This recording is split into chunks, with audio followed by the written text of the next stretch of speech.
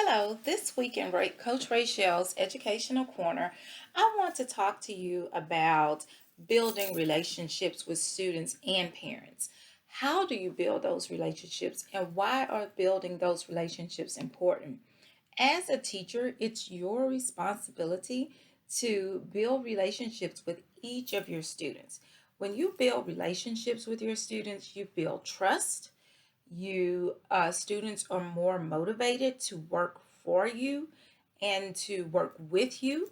You have fewer discipline problems, and you have an overall healthy student. Like I am, as a classroom teacher, I had lots of relationships, and I think it just came naturally.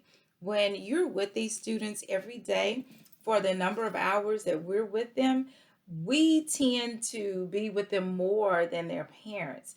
So they look for us to have that security, to know that when they come to your classroom, you actually care about them as a person.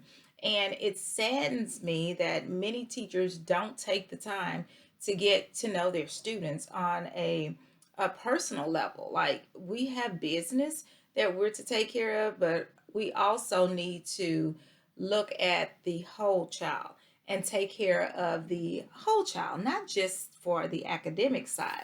And that's one thing I pride myself on as an educator. Um, is being able to build relationships with troubled students as well as my academically strong students. Like right now, I'm not in a classroom, but there are at least 10 to 15 students that see me and they're like, "Hey, how are you doing?" And I check in with them. How's it going? How are you doing? How was your day? How was your weekend? Like even to the point where one of my students, he noticed I had a hairstyle change, and he's one of my Spanish speaking students, and he didn't say anything. He just smiled and pointed at his hair, and I was like, "Yeah, I changed my hair." And he smiled and he was like, gave me a thumbs up.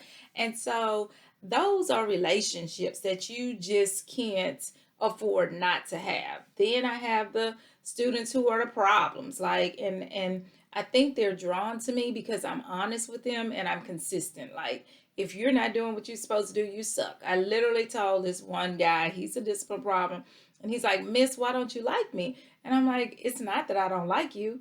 I like you." I said, "But your attitude sucks." I said, "Everything about your attitude sucks." And he was like, "Oh well, what?" He just looked at me like he couldn't believe that I told him that.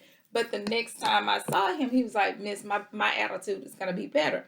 You know, and with your parents, you have to.